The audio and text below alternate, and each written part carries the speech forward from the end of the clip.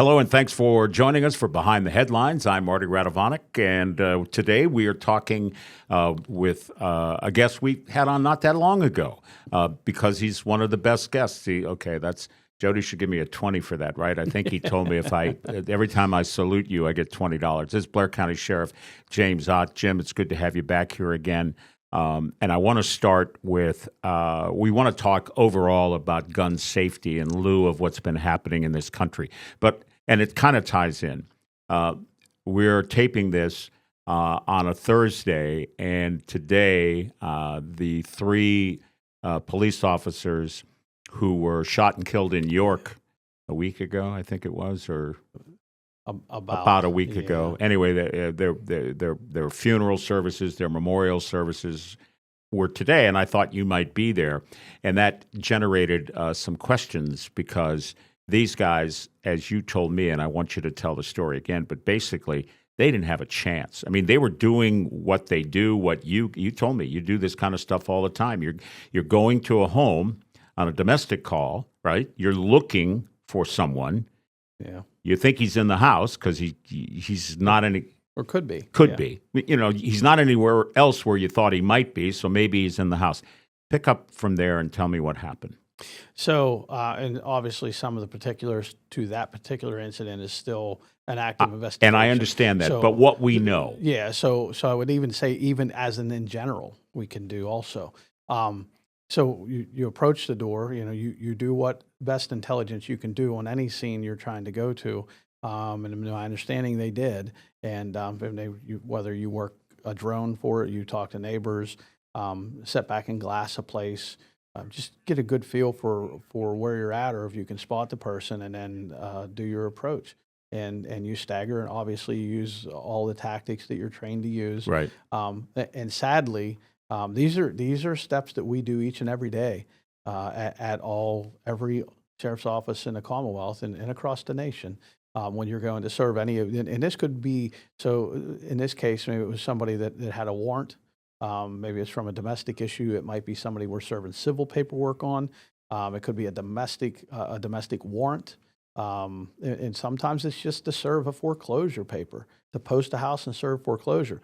But as you do the approach and you knock, depending, and again, you're using tactics, but you have the disadvantage because you don't know what they're doing on the other side. You're on the opposite side of the door. So you're outside. Your field is narrowed because you're going to a door, while somebody inside has a lot more room and flexibility. Sure. And it's their home turf. Right. So, and what to refer to that is you are at times in a fatal funnel. And in many cases, it's not an issue. In some cases, similar to last week's incident in York, it was a problem. And unfortunately, it truly became the fatal funnel. And at that point, if somebody decides to make the evil, conscious decision to take a life or to inflict injury or harm, and in this case they did, and in many of the cases across the nation they do, you're in an ambush position. And being ambushed, there's really not much. I mean, obviously, if you survive that, or able to survive that, or able to do, if you're a partner and it's someone else, that you can return fire. And there's many things that you can try to do, but in many cases you don't have that opportunity. So the three who died probably never even, and they wouldn't have gone with guns drawn, right? Because they didn't. I'm just trying to imagine the scene, and I know it's still under investigation, but if you didn't think like he's a murder suspect or he's just been accused of a mass shooting somewhere, would your tactics change when you approach? Some tactics change. Okay. So some tactics, depending on what you're there for, if it's depending on the warrants and depending on any history you may have with somebody, you may have your weapons drawn, but you may not. But if they had their weapons drawn, once that door opened and he's intent on shooting, from my perspective, from what I've heard, and killing. This wasn't just an attempt to harm, injure. He was going to kill all three of them the way they were shot. Sure. Is that correct? So based on some of the knowledge, and again, I understand it's still under investigation, and I appreciate that. But based on some of the knowledge of that and other incidents, when you hear that where the actor has went to a perch or has went to a point of position that that they could have an overwatch, or they have that advantage if they go to the point of using certain tactical weapons or certain attachments to weapons. It doesn't always have to be a gun. In this case, it was a gun. But if you're going to that, you've made that decision to move forward. There are many cases, and especially in this one, I would have to think that until you actually realized what was taking place, it was too late.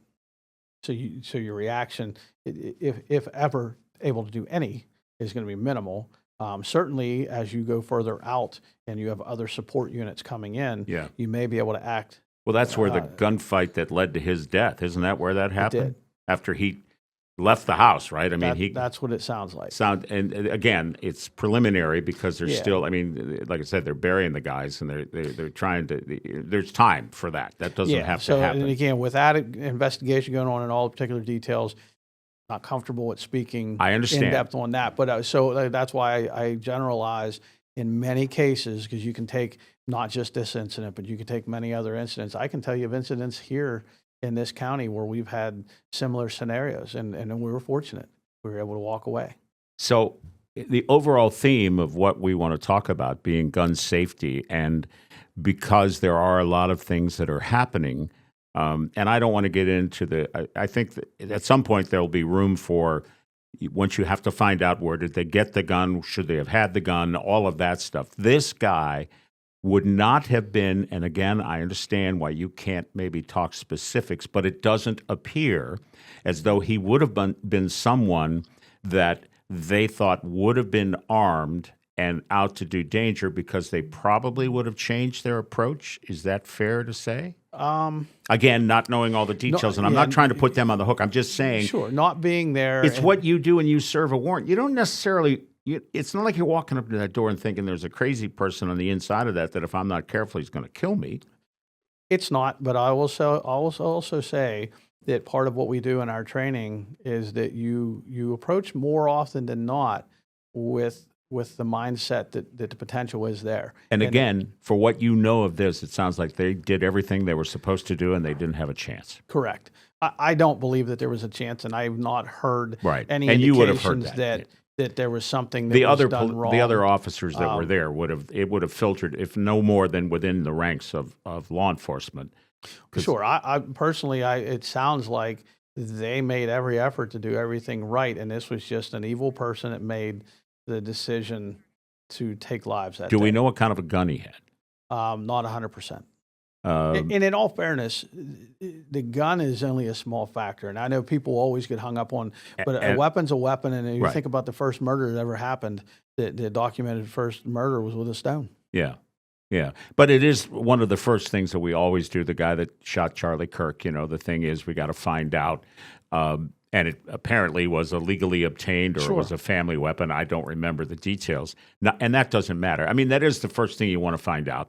And, and I know the pros and cons, and that's not what this is about. Mm-hmm. There'll be plenty of time to do one of those if we find other things about things that are happening. The point I want to make, or I'm trying to make, is that you guys train from the very beginning. When you're starting your career, you understand the position you're about to put yourself in. Sure. If you take that job. And one would hope that if that's the kind of job I want, I'm going to pay attention and learn as much as I can at my training, and not have this laissez-faire, well, I've got this uniform on and I'm safe already, because I'm wearing a gun. It doesn't, people want to take you out. They're taking you out. Listen, right? This day and age, this uniform can be a target. Exactly. So you should always, whether you're going and serving paperwork or depending on your setting of where you're from in the area that you're in, or your demographics, you have to assume that automatically you're a target, and you should always be watching. Now, we have many cases, even in this Commonwealth, where officers or deputies have been driving down the street and have been ambushed in their car. No contact with somebody whatsoever, and somebody come out of nowhere, run up and start shooting into a car. Philadelphia, not that long ago. Yeah.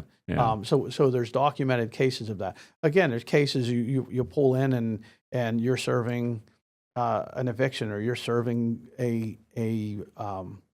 credit card filing. So somebody's suing someone for failure to pay their credit card. Yeah. And you go up, knock on the door, and next thing somebody's shooting at you through the door, or they come out and become violent and want to start swinging at you, throwing things at you, cursing, swearing, and so on. They're all the things that walking into it, that if you're going to answer the call, and that's what this is for this job, it's answering a call. If you're going to answer that call, you know that you train as much as you can and you try to prepare yourself as much as you can that each and every day that could happen. Let me ask you this, because it seems like, and I hesitate to even bring this up or to talk about it, but we all know there have been copycat incidents. Somebody sees somebody do something, and it's on a national scale. Then, therefore, it's on television. It's in newspapers. I'm not talking about your everyday gun crime, which I even hate to classify. But this is something. It's very public. When we have very public events, and this incident in York, it was on CNN. It was on Fox. It was on the major network newscast. Sure. It's all over social media. So there's plenty of opportunities for people to see it. So when you see that, and again, the mind of people that do these kinds of things, I'm not a psychiatrist or psychologist. I wouldn't even begin to try to understand it. And I know you know what I'm talking about. But they could see this and say, wow, that's some pretty cool notoriety. That guy got on all these newscasts and stuff. Does that make your job tougher, or do you not even think about that because you just got to do what you got to do? At the end of the day, you still got to do the job. Yeah. Do you think about, and does it set in the back of your mind, copycats? You do on any type of incident that involves violence. There can always be a copycat. And you look nationwide, that's proven that. Yeah. So you have to prepare mentally, and again, physically train and prepare yourself for your actions on how you're going to approach things. And listen, again, you can do everything right.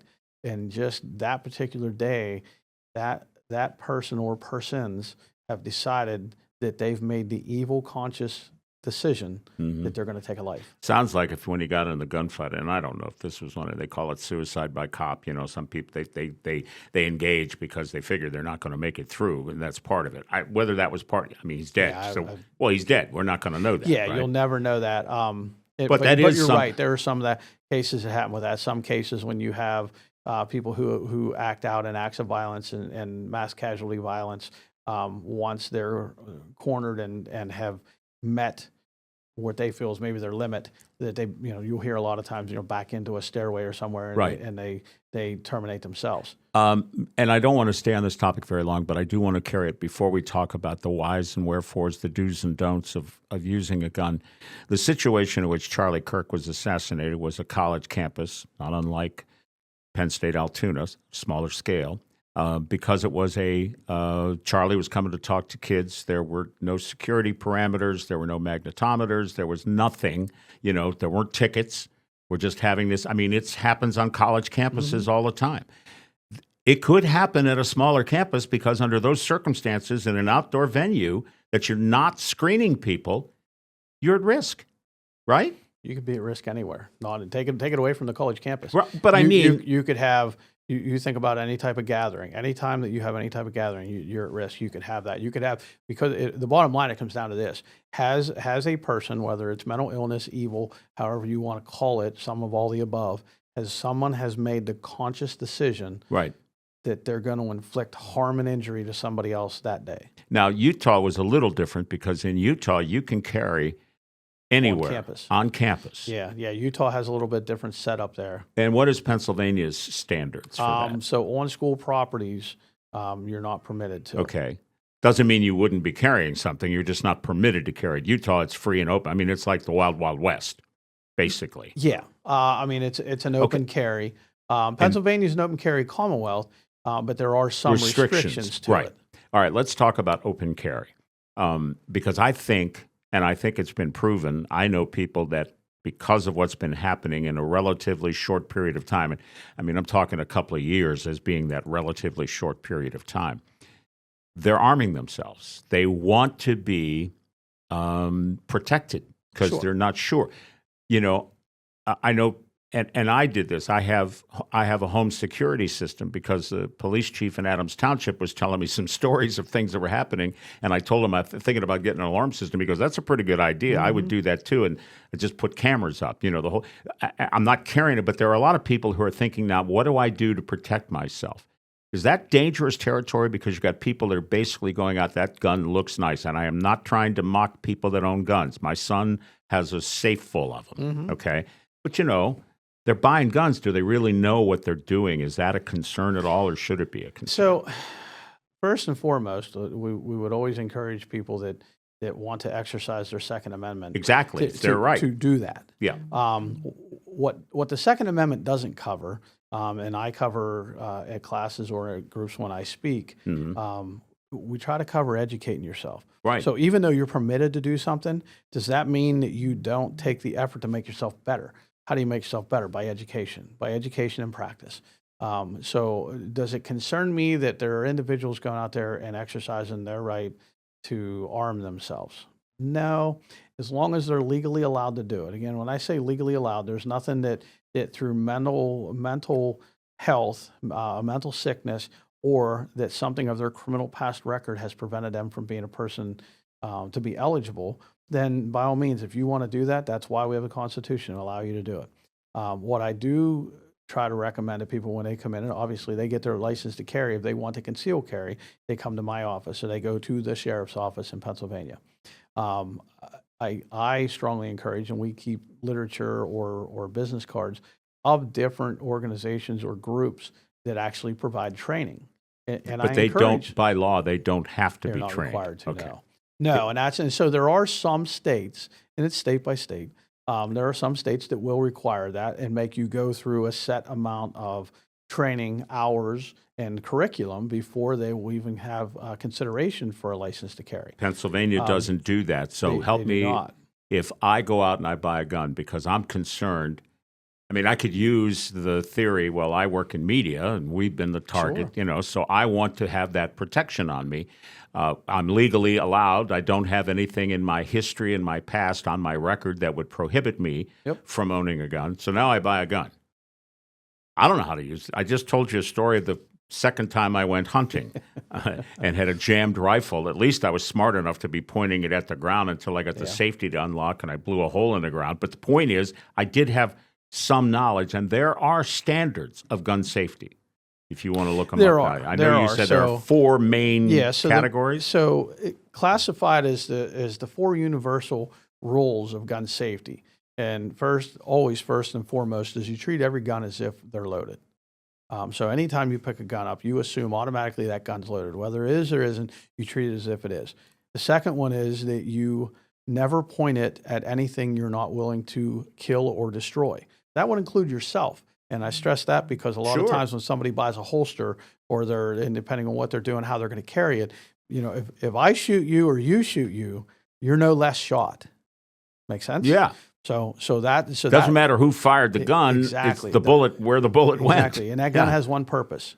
It's going to discharge if the trigger is pressed and there's a round in the chamber. That's the design of that gun. Right. So that it's not the gun's fault unless there's a complete malfunction of the gun, which we've discussed.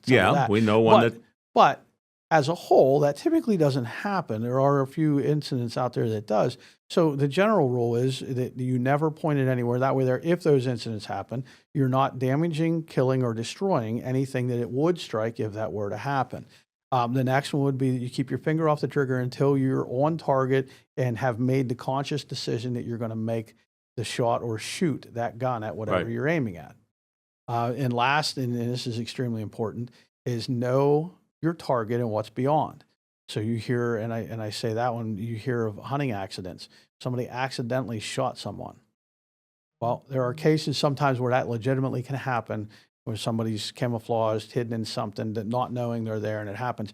There's also those cases where there's a misidentified a person, in some cases children, but a person as something they were hunting for, or somebody shooting at, thinking it's target shooting, and in the backdrop maybe it goes into a residential area. I can speak on a particular incident I was on where we had engaged in some activity with someone, and it was getting to a point I was into a condition where I had to make a decision whether I was going to shoot them or not. And as I come up on target, they being my target, and as I'm starting to put pressure on a trigger, Right. so I know the gun's loaded, I know it's in a direction I want it to be. I'm now going to that point. The curtain in the apartment behind where the individual stops at, and this is all happening very fast. I see the curtain move, and it's an elderly person that looks out her window to see what activity is outside going Sure. on. And fortunately, training and experience, I was able to stop that and not complete that shot. Had I completed that shot and missed or passed through and it struck that person, I'm liable for that person. So that rule is very important. So those 4 universal rules of gun safety alone, if you abide by those, reduce the risk of injury or death. Let's talk about the man charged with the assassination of Kirk was carrying a 30-06. I don't know a lot about guns, except that's a pretty powerful weapon. That's a high-powered rifle. It's a high-powered rifle. Are the same basic rules applied to a rifle of that magnitude? Any firearm. Any firearm. Okay, because that's the part I want to get. Yeah, it doesn't matter what it you're doesn't carrying. matter what you're carrying. Truly, it doesn't matter what it is. Those rules of anything that it could be a muzzleloader. You want those rules in place anytime you're gonna handle or be around a firearm.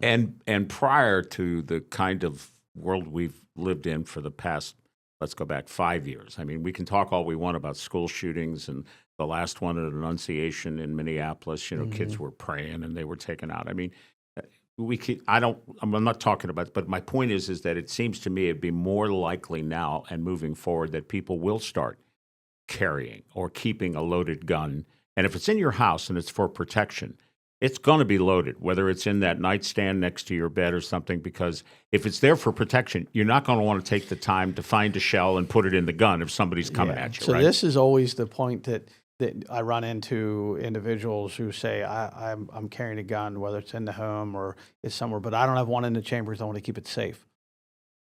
That doesn't make sense to me. No, because if you're in a situation where you need it, Exactly. if you have to take the time to load that gun, you could be dead. Now, if you're in a home, I will stress this. If you're in a home, and the rule generally is if the gun's not on your person, it should be secured in a way so that it cannot be discharged or harm somebody. Now, if you're in a home and you live by yourself and you know you're not having any children around, Right. and again, knowing your setting, don't trust the fact that, well, I taught my kids and they know not to get in this drawer. Horrible way to do it. If you have family, you're going to have children around, if you're going to have anybody else around that home or wherever your storage area is, lock it up. Get a small vault, hand safe, something that you can put, if it's a handgun, that in there. If it's a long gun, lock it in a safe. Yeah, that's what my son does. And make sure that if they're locked in a safe, they're unloaded. That's not a defensive position because you're not running to a safe typically to get a long gun out of there. You're grabbing it out of a drawer or under a bed or something. And again, as long as you don't have children in the house or you're not going to have, keeping in mind if you're going to have visitors. That's important. Why don't we have mandatory gun training when you apply for a permit to carry? It wasn't brought up when the Constitution was wrote, and it's never been addressed. But do you think it should be addressed? I mean, it seems to me that if you're going to admit you're carrying a gun, you're asking for permission to carry the gun, the least you should do, or you should have the power to say, are you trained in the use of that gun? So, and again, I'm not trying to cross constitutional barriers. And it just makes sense, doesn't it? So it makes sense, and this is where we always get in dangerous I grounds. know. We start thinking common sense. Yeah, works. common sense doesn't apply. It doesn't always I get apply. That. I understand. However, so to make it mandatory to say, as your sheriff in this county, and most of your sheriffs, I think, would agree, that are you saying that you want to make it mandatory? I have a hard time saying mandatory when that would take changing or going against what the Constitution says. That being said, there's nothing wrong with me as the elected official, or anybody for that matter, saying, look, while I abide by the Constitution and I support it, strongly support it, I would also strongly encourage you to take the responsibility. Well, by law, maybe there's a lot of things we do that aren't by law that we still do because we know we have the responsibility to do it. Knowing and learning and having gun training, proper gun training, not something that somebody hung a shingle up and said, hey, I'm now doing this, but somebody actually went through proper training to be able to administer that, I think is a responsibility of every gun owner and gun carrier out there. While it may not be a law, it's certainly a responsibility I think that they should take upon themselves to do. Just one quick in 10 seconds. You okay with the job you do? You're going to keep doing it? Because it's a little scary out there now. I'm answering a calling, and this is where the Lord put me. And I truly believe that I'm answering a calling. So as long as the Lord still tells me to do it, I'm going to continue it. Sheriff Jim Ott, Blair County. Thanks, buddy. It's always a pleasure to talk to you. My pleasure. We're happy that you're out there. Stay safe, man, because it's not a very safe place anymore. Yes, I All agree. right. Thank you for watching Behind the Headlines. We'll see you next week.